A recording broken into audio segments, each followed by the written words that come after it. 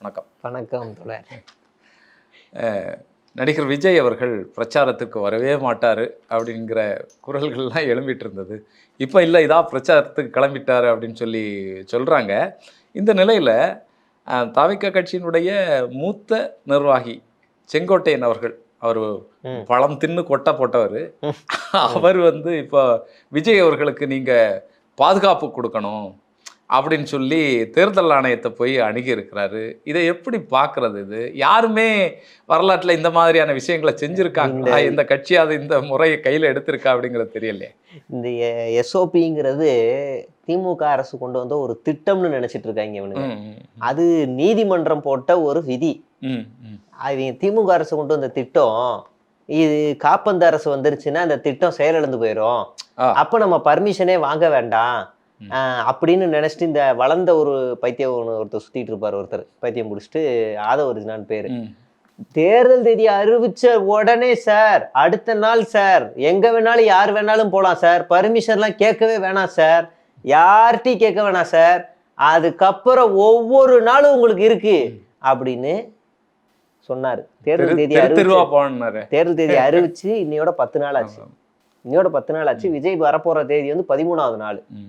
இந்த 27க்கும் விஜய்க்கும் என்னதான் இருக்குன்னே தெரியல. 27ல மட்டும்தான் வெளியே வர்றாரு.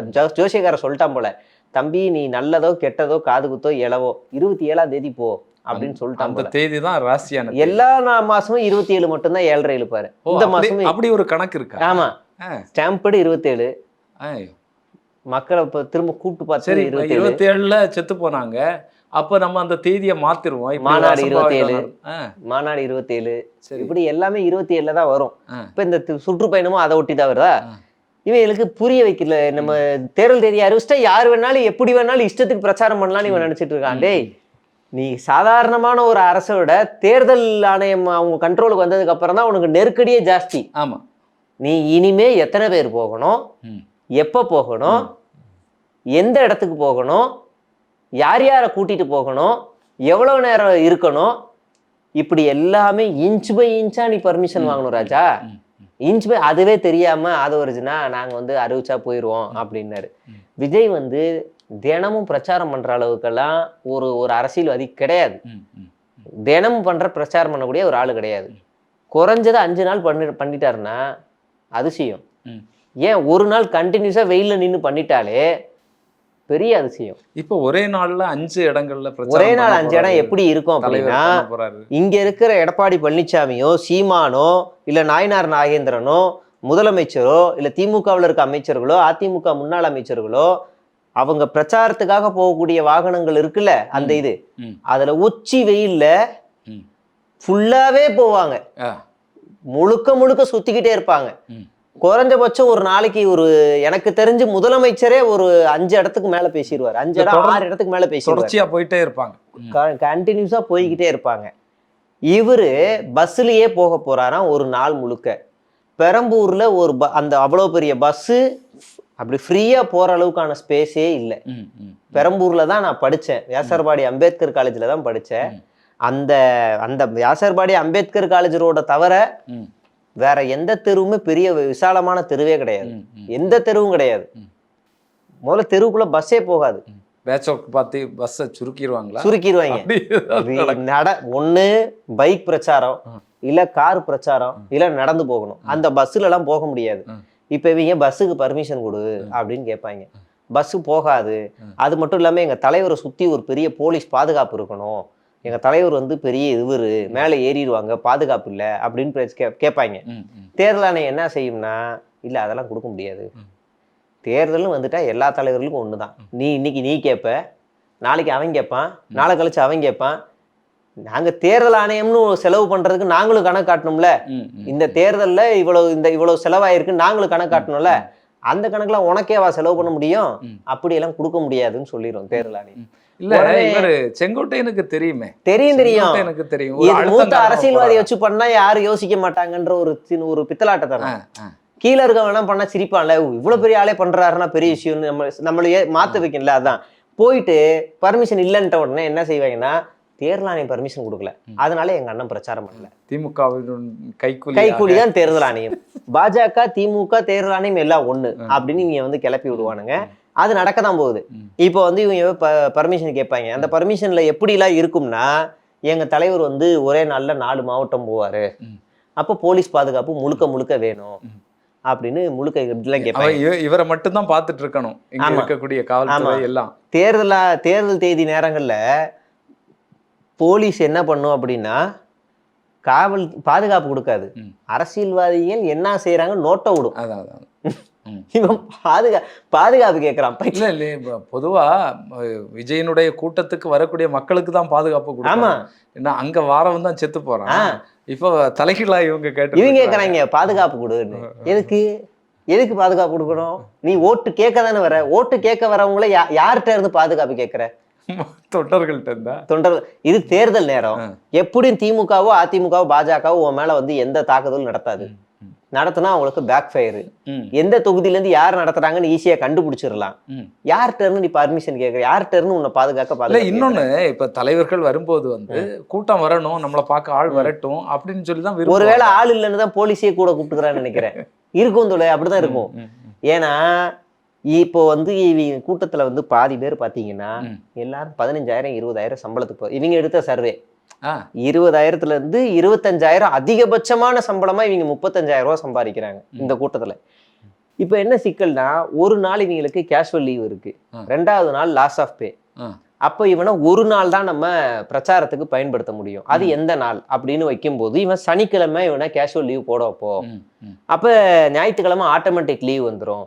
அப்ப சனி ஞாயிறு நம்ம மாவட்ட வாரியா எல்லா தொகுதியிலும் சுற்றுப்பயணம் அப்படின்னு அறிவிச்சுதான் இவங்க ஏற்கனவே அதை ஸ்டார்ட் பண்ணாங்க. திருச்சியில இருந்து ஆரம்பிச்சு கரூர்ல முடிச்சு விட்டானுங்க. இப்ப மறுபடியும் தேர்தல் நேரம் நெருங்கிருச்சு. இப்ப இவங்களுக்குள்ள என்ன சிக்கல் அப்படின்னா, பல சிக்கல் ஆயிடுச்சு தாவேக்காவுக்கு. ஒண்ணு, மேன் பவர் தேவை. பூத்துல எப்பவுமே ஒரு 100-200 பேர் உட்காரணும்.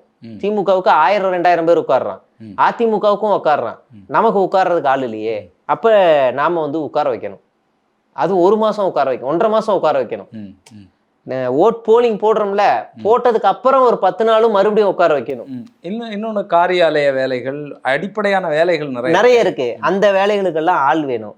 அப்ப இவனை வந்து ஒரு குறைஞ்சபட்சம் ஒரு 50 பேரை பூத்துல உட்கார வைக்கணும்னா, அந்த 50 பேருக்கான 1.5 மாசம் செலவுன்னு ஒண்ணு இருக்குல்ல, அது அப்புறம் போஸ்டரு, நோட்டீஸு, பேனரு, சுற்றுப்பயணத்துக்கு வரவங்களுக்கு சாப்பாடு, அவனுக்கு ஜூஸ், தண்ணி, தங்க வைக்கிற செலவு, வண்டியில பிரச்சாரத்துக்கு வர பைக் செலவு, டீசல் செலவு, இந்த மாதிரி பல செலவுகள் இருக்குல்ல. இது எல்லாத்தையும் ஒரு வேட்பாளரோட தலையில புசியானது கட்டிட்டாரு.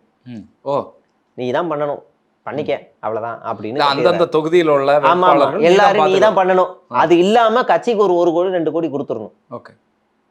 பேயா பிச்சு மேயிறாங்க உள்ள, பாவம் கீழே இருக்க வேட்பாளர். 2026 நீ தான் வந்து சட்டமன்ற உறுப்பினர். ஆமா, எந்த விதமான மாற்றம் இல்ல. நீயே நம்பிக்கை, 2 கோடியை நீயே நம்பிக்கை. மே 4ஆம் தேதி அனௌன்ஸ்மெண்ட் வரும். தாவேகா தலைவர் விஜய் பெருவாரியான இடங்களில் மண்ணை கவினார், அப்படி வந்துடும். ஆனா அது இவங்க நம்ப மாட்டாங்க. அடுத்த ஒரு 4 வருஷத்துக்கு நம்ம விஜயநாதா சிஎம்னு வாழ்ந்துகிட்டு தான் இருப்பாங்களே தவிர இவங்க நம்ப மாட்டாங்க. சூழ்ச்சி செய்தி வீழ்த்த. அதான் இப்போ ஒரு 2 கோடி 3 கோடி ரூபாய் கொண்டு கொடுக்குறாங்கன்னா நம்பாம இப்படி கொண்டு கொடுப்பாங்க. எல்லாமே ஒரு பாதி பேருக்கு வேட்பாளரா நிக்கிறவனுக்கு ஒரு அரசியல் ஃபேம், ஒரு ஃபேஸ் வேணும். நான் இந்த இடத்துல வேட்பாளரா நின்னேன் அப்படின்னு. மாதிரி ஒருத்தர் சுத்தி இருப்பான், லயலாமணின்னு ஒருத்தர். அவர் நிக்கிற தொகுதி துறைமுகம்னு நினைக்கிறேன். சரி, அவர் போட்டிடுறது சேகர்பாபு, அமைச்சர் சேகர்பாபு எடுத்து, நான் அமைச்சரையே எடுத்து போட்டி போட்டேன். சரி, அவ்வளவுதான். ஆனா அவரை பொறுத்த வரைக்கும் என்னன்னா, இவன் ஒரு சுயேச்சை, போய் தொலை அப்படின்ட்டு போயிடுவாரு. ஆளுமிக்க ஒரு கட்சியில இது ஒரு சுயேட்சை, எங்கேயிருந்து வந்து நின்று போகுது 4 ஓட்டை பிரிக்க, போய் தொலை அப்படின்னு போயிடுவாங்க. ஆனா இவரை பொறுத்த வரைக்கும் நான் பாபுவே போட்டிட்டு 2000 ஓட்டு வாங்கிட்டேன் அப்படின்னு வெளியே வந்து பேசுறதுதான் இந்த சீனுக்கு தான். இப்படிதான் பாதி பேர் ஊருக்குள்ள அமைச்சர் தொகுதியா பார்த்து பேசி பேசி பேசி பேசி கேட்டு பழைய அமௌண்ட்டை கொடுத்து நின்னுக்கிறது. அமைச்சரே எடுத்து நிக்கிறான்ப்பா அப்படின்னு ஒரு பேர் வரணும்ல, அவ்வளவுதான். இந்த அல்ப ஆசைக்கு தான் இவங்க கோடிகளை செலவு பண்றாங்க. மற்ற தொகுதிக்கு ஆள் இல்ல. மற்ற தொகுதிக்கெல்லாம் புசியானந்து போடுற 4 கண்டிஷன். 1, நீ என்ன பண்ணு, 3 சி எடுத்துட்டு வந்துரு, 2 சி எனக்கு, 1 சி கட்சிக்கு கொடுத்துரு, மீதிக்கு தேர்தல் செலவு பார்த்துக்கோ. அப்படி உன்னால செலவு பண்ண முடியலையா, செலவு பண்ணக்கூடிய யாரையாவது கூட்டு வா, கூட்டு வந்து கொடுத்துட்டு நீ போயிரு. 3வது ஆப்ஷன், உன்னால செலவு பண்ண முடியும், இந்த பதவி ராஜினாமா பண்ற இன்னொருத்தர் ரெடியா இருக்கான். ஒரு சீ கொடுத்து அதை வாங்குறது ரெடியா இருக்கு. அவ்வளோ போட்டி நடக்கும். ஆமா, அவன் வாங்கி MLM கம்பெனி தான் இது. அப்ப நீங்க உடனே வாங்கிக்கலாம். அதை வாங்கி நீ 3 ஆப்ஷன் எதை எடுத்துக்கிறன்னு கேட்குறாரு. ஒரு மாவட்ட செயலாளரை கூப்பிட்டு விருப்ப மனு வந்து நீ ஒரு 2000 ஃபார்மை வந்து வாங்கிட்டு போ அப்படின்னு புசி ஆனந்தோட கட்டளை. சரி, 2000 ஃபார்ம் நான் என்னங்க வாங்க போறேன், அதெல்லாம் எனக்கு தெரியாது. 2000 ஃபார்ம் நீ வாங்கி தான் ஆகணும். 2000 × 100 எவ்வளோ? அப்படி 2000 × 100 அடிஸ்டாப்ல 20 லட்சம். 20 லட்சமா 2 லட்சமா? 2000 வாங்கிட்டு இது கலெக்ஷன் பண்ணிட்டு இந்த ஃபார்மை இவர் விற்கணுமே. விற்க முடியாது. யாரு வாங்குவா? 2000 பேர் உள்ள எவன் வாங்குவான் 100 ரூபா கொடுத்து? இப்ப 50,000 × 100 எவ்வளவு வந்துச்சு? 50,000 ஃபார்மை வித்து கொடுத்துருக்காரு. 50,000 ஃபார்ம் புசியானு வித்துருக்காரு. இது ஒரு நுட்பமான மோசடியா இருக்கு. ஆமா, 50,000 ஃபார்மை வித்து கொடுத்துருக்காரு. ஆனா திமுகவிலையோ அதிமுகவிலையோ இதே மாதிரி விருப்ப மனு ஃபார்மை வாங்குவாங்க. வாங்கிட்டு அதை திரும்ப வந்து கொடுப்பாங்க. 25,000 10,000 15,000 கட்டி கொடுப்பாங்க. கொடுக்குற எண்ணிக்கை, வாங்குற எண்ணிக்கை எவ்வளவா இருக்கும்னா ஒரு 10,000 பேர் வாங்குவாங்க. ஆனா கொடுக்குற எண்ணிக்கைன்னு பார்த்தா ஒரு 2000 3000 பேர் திரும்ப கொடுப்பாங்க. ஆனா அவங்க சீட்டு கொடுக்குற எண்ணிக்கை 234 தான். அப்ப இந்த பணத்தெல்லாம் அவங்க என்ன பண்ணுவாங்கன்னா வாங்கிட்டு கட்சியோட நிதிக்கு செலவு பண்ணுவாங்க. இந்த வரவு செலவு கணக்கை அதிமுகவும் திமுகவும் 2 பேருமே அவங்களுடைய பொதுக்குள்ள வைப்பாங்க. உங்களுக்கு ஞாபகம் இருக்கான்னு தெரியல, துரைமுருகன் வந்து பேசும்போது டிஆர்பி ராஜா வந்து ஒரு கலாய்ப்பாரு. டிஆர்பி ராஜா கீழே இருப்பாரு, அவங்க அப்பா வந்து கீழே இருப்பாரு. இன்னும் உங்களோட உங்க பையன் அதிகமா கொடுத்துருக்காரு கட்சி நிதிக்காக பாருங்க அப்படின்னு கலாநிதி மாறனை கூட ஒரு கலாய்ப்பாரு. அதே மாதிரி அதிமுகவுல எவ்வளவு வரவு செலவு கணக்கு வந்துச்சு நடந்துச்சு, எவ்வளவு கையிருப்பு இருக்கு அப்படிங்கிறத வெளியிடுவாங்க, அபிஷியலா வெளியிடுவாங்க. வெளியிடாத கட்சியா எது இருக்குன்னா நாம் தமிழர் கட்சியும் நம்ம தாவேக்காவும் இருக்கும். எப்போ எவன் எவ்வளவு கொடுக்குறான், என்ன எங்க கணக்கு வருது, என்ன போகுது, யாருக்கு எந்த கணக்கு கேட்டா பிசுறுண்டு வெளியே அடிச்சு விட்டுருவாங்க. இல்ல இங்க RSS அப்படிதான் பண்ணிட்டு இருக்கு. ஆமா, RSS அப்படிதான், பிஜேபியும் அப்படிதான். PM கேர் ஃபண்ட்ல எவ்வளவு வேணாலும் வாங்கும். அப்ப இது எல்லாமே ஒரே புள்ளிக்குள்ள வருதா? காசு விஷயத்துல ஒரே மாதிரி வருதா? எல்லாமே RSS ஓட கிளைகள் தான் இங்க இருக்கிறது எல்லாமே, தாவேக்கா உட்பட. இவங்க இவ்வளவுதான் பண்ணுவாங்க. இப்போ விஜய்க்காக மோகத்துல, விஜய் மேல ஒரு ஆசையில ஒரு அரசியல் கட்சி ஒரு மாற்றம் வரும் நம்பி வந்தவன்லாம் இங்க வந்துடுறான். வந்துட்டு நீ செஞ்சுதான் ஆகணும் அப்படின்னு உடனே அவன் கடனை உடனே வாங்குறான். வாங்கி ஒரு ஆட்டோ டிரைவரு மாநாட்டுக்கு, நீ எனக்கு தெரியாது, மாநாட்டுக்கு ஒரு 100 பேர் நீ கூட்டு வரணும், பஸ் வச்சு கூட்டு வரணும் அப்படின்னு உடனே அவன் ஒரு 1 லட்ச ரூபா செலவு பண்றான் பஸ்ஸுக்கு. வட்டிக்கு வாங்குறான். ஆட்டோ ஓட்டுறான், 1 லட்சம் அதிகம் வாங்குறான். அந்த வட்டி அதிகமானதுக்கு அப்புறமா ஆட்டோ தூக்கிட்டு போயிடுறாங்க. அவன் ஊரை விட்டு ஓடி போயிடுறான். அவன் மனைவி 2 குழந்தை மட்டும்தான் இருக்கு. அந்த மனைவி 2 குழந்தைய வேலைக்கு போய் இப்போ காப்பாத்துது. என்ன பண்ண முடியும்? இப்போ கட்சி இவனை காப்பாத்திருக்கணும்ல. 1 லட்சம் தானடா ராஜா, இந்த தப்பான விஷயங்களை ஏன் இதை வலியுறுத்திட்டு இருக்கிறாங்க? எல்லாமே மேல இருக்க எல்லாருக்குமே தெரியும். நான் முன்னாடி சொன்ன MLM கம்பெனி தான். இன்னைக்கு நீ வா செய், உன்னை அடிச்சு வரட்டும், அடுத்து நீ வா செய் அடிச்சு வரட்டும், அவ்வளவுதான். இல்ல எனக்கு அதுதான் புரியுது. இந்த MLM கம்பெனில மேல இருக்கிறவங்க சம்பாதிச்சுட்டே இருப்பாங்க. ஆமா, கீழே இருக்கிறவங்க கொஞ்ச நாள் முயற்சி பண்ணுவான், அப்புறம் ஓடி போயிடுவான், காசெல்லாம் போட்டு. அவ்வளவுதான். இதுதான் கீழே இருக்கவங்களோட அப்பாவியான ஆளுங்களோட நிலைமை. ஒவ்வொரு மாவட்ட செயலாளரும் என்கிட்ட சொல்லி புலம்புறது கொடுமை. நான் மட்டும் பேனர், ஒரு ஆளு தஞ்சாவூருடைய முதல் விஜய் ரசிகர், தமிழ்நாட்டோட 4வது முதல் ரசிகர் அவர். தஞ்சாவூருக்கு முதல், தமிழ்நாட்டுல 4வது ரசிகர். இன்னைக்கு அவர் எங்க இருக்காருன்னா, நியாயமா பார்த்தா அவர் புசியான இடத்துல இருந்திருக்கணும். ஆனா அவரு மதுரையில ஒரு சாதாரண பூக்கடை வச்சு பொழைச்சுக்கிட்டு இருக்காரு. பூக்கடை வச்சு அவருடைய ஒரு நாள் வருமானமே 300 ரூபா.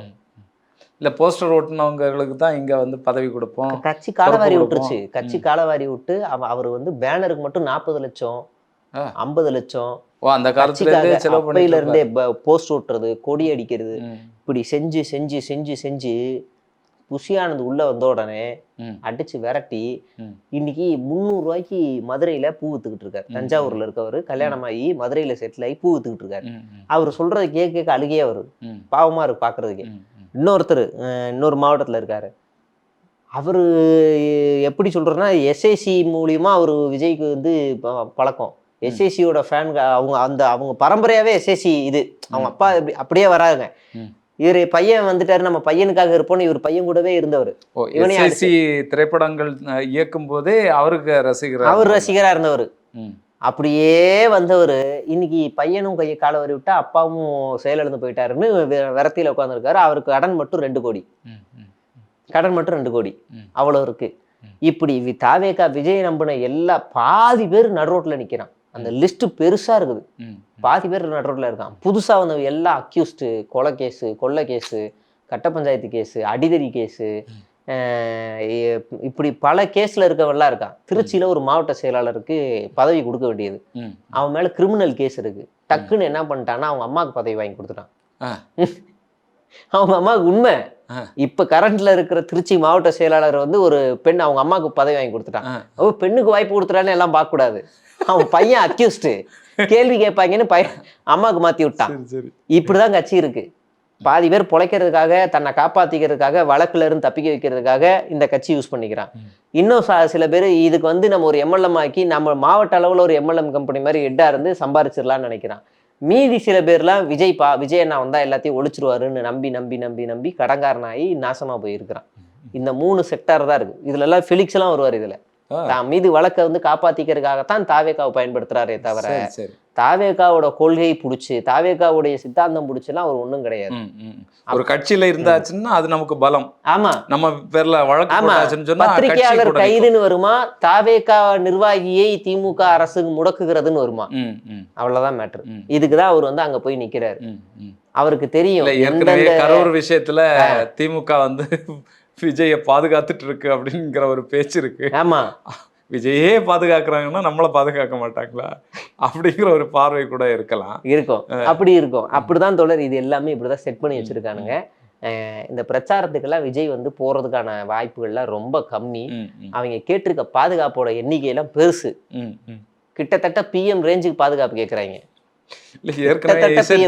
ஏற்கனவே இசட் பிரிவு பாதுகாப்பு இருக்கு. இசட் அது கிரீன் கார்டுல அத கேட்டாங்க. ஸ்பீட் பிரேக் இருக்க கூடாது, எல்லாமே கிரீன் சிக்னல்ல இருக்கணும், எல்லாமே கேட்டாங்க. கிட்டத்தட்ட இப்ப அப்படிதான் கேக்குறாங்க. இவ்வளவு பாதுகாப்பு வேணும், இவ்வளவு இருந்தாதான் நாங்க பண்ணுவோம், எங்களுக்கு எங்க தலைவர் பாதுகாப்பு இல்ல அப்படின்னு கேக்குறாங்க. இல்லை, இப்போ நாங்கள் போகக்கூடிய ரூட்ல எடப்பாடி அவர்களோ ஸ்டாலின் அவர்களுடைய வாகனங்களோ வரக்கூடாது அப்படின்னு சொன்னாலும் சொல்லுவாங்க. ஏன்னா தேர்தல் காலம். ஆமா, எல்லா கட்சிகளும் முன்ன பின்ன போயிட்டு இருக்கும். ஆமா, ஆக்சுவலா அது ஒரு அழகான காட்சி. அது ஒரு ஜனநாயக காட்சி. ரெண்டு கட்சியும் பிரச்சாரம் பண்ணும் போது இப்படி வந்துகிட்டாங்கன்னா 2 வேட்பாளர் ஒருத்தர் பார்த்து சிரிச்சுக்கிட்டு கை காட்டுவாங்க. அது ஒரு ஜனநாயக காட்சி. இவங்க தற்குறிங்க, ஐயோ எதிரி வராருன்னு கத்துவானுங்க, பைத்தியம் மாதிரி விசில் அடிப்பாங்க. எதிரி வராரு கத்துவானுங்க. அங்க இருக்கவங்க இவங்களுக்கு நோட்டீஸ் கொடுப்பாங்க, இங்க இருக்கவங்க அவங்களுக்கு நோட்டீஸ் கொடுப்பாங்க. ஒரு அழகா அன்பை பரிமாறிக்கிற கலாச்சாரம் தமிழ்நாட்டுல இருக்கு. இது பாஜக காரனே திமுக காரன் எதிரில வந்தாலும் பார்ப்பாங்க, சிரிப்பாங்க. இந்த ஜனநாயக போக்கு இருக்குல்ல. நீங்க ஜெயக்குமார் அண்ணன், எனக்கு அவர் மேல பல விமர்சனங்கள் இருந்தாலும் திமுக அமைச்சர்களை எங்கேயாவது பார்த்தாருன்னா ஜாலியா அடிச்சு விளையாடி பேசுவார். என்ன பண்றீங்க அப்படின்னு அடிச்சு விளையாடி பேசுவார். அப்படியான ஆளு. ஆனா இவங்க இருக்கானுங்கல்ல, எதிரில் திமுக கொடி போட்ட காரு போனாலே ஒரு மாதிரி பைத்தியம் முடிச்ச மாதிரி ஆயிடுறாங்க. இந்த கரண்ட் கம்பத்தை நாய் பார்த்தா ஏதோ ஒண்ணு பண்ணும்ல, அந்த மாதிரி நீங்க பண்ண ஆரம்பிச்சிடுறாங்க. அப்படி அந்த நாகரிக அரசியலை உடைக்கிறது, அரசியல என்னன்னு தெரிஞ்சாதானே இவங்க நாகரிக அரசியலுக்கு சொல்லி தர முடியும். அப்படி எதுவுமே இல்லாம இந்த தேர்தலை இவங்க கொலாப்ஸ் பண்றதுக்கான வேலையை பாக்குறாங்க. ஆனா இந்த தேர்தல் முடிஞ்ச பிறகுதான் தெரியும் விஜய் அவர்கள் தொடர்ந்து உடனடியாக கதை கேட்கிறாரா, இங்கே இந்த கட்சியில இருக்கக்கூடிய நபர்கள் எல்லாம் அடுத்தடுத்த வேலைகள் தங்களுடைய வேலைகளை பார்த்துட்டு ஒதுங்குறாங்க. இந்த தேர்தல் ரிசல்ட் வந்ததுக்கு அப்புறம் தான் இதுதான் அரசியலான்ட்டு விட்டு ஓடவும் வாய்ப்பு இருக்கு. நிச்சயமா அப்படிப்பட்ட சூழல்கள் உருவாகும் அப்படிங்கிறது தான் பார்த்துட்டு இருக்கோம். தொடர்ந்து பேசுவோம் விஜய் சுற்றி என்ன நடக்கிறதுங்கிறத. ஒரு நடிகர் அரசியல் கட்சி ஆரம்பிச்சிருக்கிறாரு, எல்லாமே புதுசாக தான் இருக்குது நமக்கு. தொடர்ந்து பேசுவோம். உங்களுடைய நேரத்திற்கும் கருத்திற்கு நன்றி. நன்றி தோழர். தொடர்ந்து இதை எடுத்துருவோமா? அடுத்தது விஜய் அஜித்